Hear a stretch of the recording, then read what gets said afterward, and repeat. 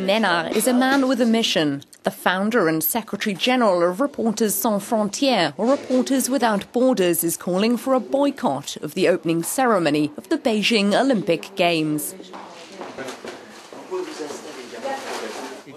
He was one of 3 protesters who disrupted the traditional lighting of the Olympic flame to protest what they say is human rights abuse in Tibet and China.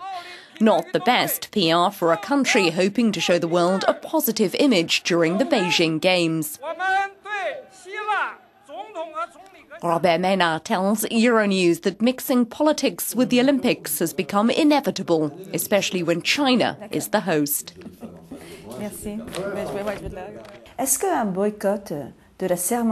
Is boycotting the Olympics opening ceremony really the best means of protesting against human rights violations in China, and especially Tibet?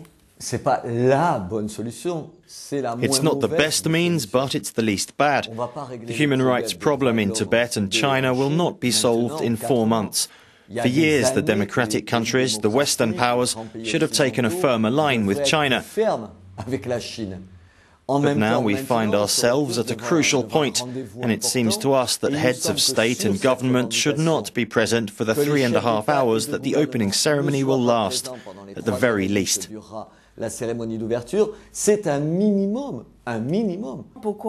Why just a boycott of the ceremony and not of the whole Games? Because we can't. We can't ask the competitors to do something that's impossible for them. Saying to young people who've been training hard for this for months, for years, listen, you can't go now, it's just not realistic. They're not to blame. The responsibility, the crux of the problem, lies with the International Olympic Committee for choosing Beijing as the host city.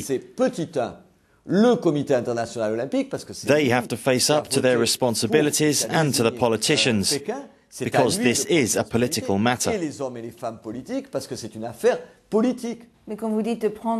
But when you say face up to their responsibilities, what exactly do you mean?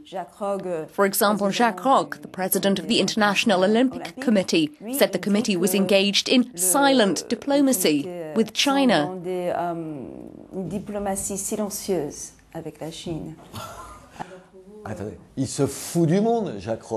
Jacques Roch is taking us all for idiots. He's a liar. Months ago, we, along with human rights groups from across the world, gave him a list of about 40 people in Chinese prisons and asked him to show it to the Chinese authorities. And Roch never did it. He doesn't get results because he doesn't ask for anything. He says, I organise sports events, don't ask me to talk about human rights, I don't do politics, but the decision to choose Beijing is a political decision. If France doesn't go to the opening ceremony, but Britain and the United States, who've said they're against a boycott, all turn up, what is France going to change? To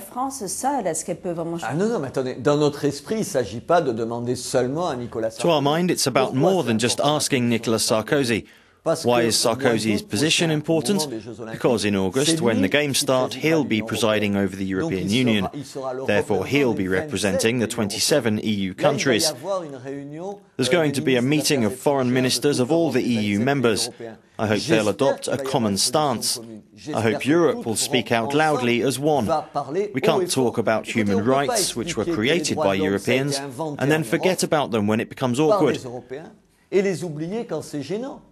Obviously, our governments don't think that. They're obsessed with one thing, and that's the business they do with China, and that their companies do with China. You want political leaders to boycott the opening ceremony. And what about journalists? What do you think they should do? All the journalists must ask permission to go to Lhasa in Tibet. All of them. There'll be 20,000 there asking to go because it's their job to go to the most difficult places. I don't dare imagine that any journalist worthy of the name would be happy just to go to Beijing. No way. That's the first thing.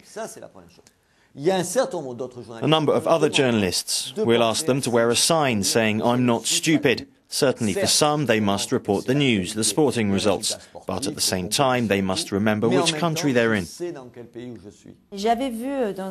I read an article that quoted you as saying the problem with NGOs is that most have a sort of incestuous relationship with the political left, while you consider yourselves non-political in your approach. We are watchdogs.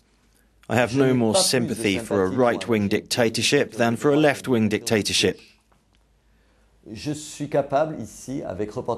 I and Reporters Without Borders can be just as intransigent, whether it be with Castro putting 25 journalists in prison, or with Bush when his army fires at journalists in Iraq. I'm not saying that Mr. Castro and Mr. Bush are the same. Obviously they're not. I don't have selective sensitivity. Are there good dictatorships and bad dictatorships? Of course not. I'm shocked by Saudi Arabia, an ally of the US, just as much as I am by communist China. One last question, Monsieur Ménard. Will you go to Beijing? I can't go to Beijing anymore. I was thrown out last August. We were demonstrating in the street outside the headquarters of the Beijing Olympic Organising Committee, and they arrested us and chucked us out. I tried to get back in via Hong Kong a couple of months ago. Now I've got a stamp on my passport saying I can never go back to China. The communist government there won't last forever, neither will I. I hope to go back one day to a democratic China. Mais j'espère aller en Chine, dans une Chine démocratique. Merci beaucoup.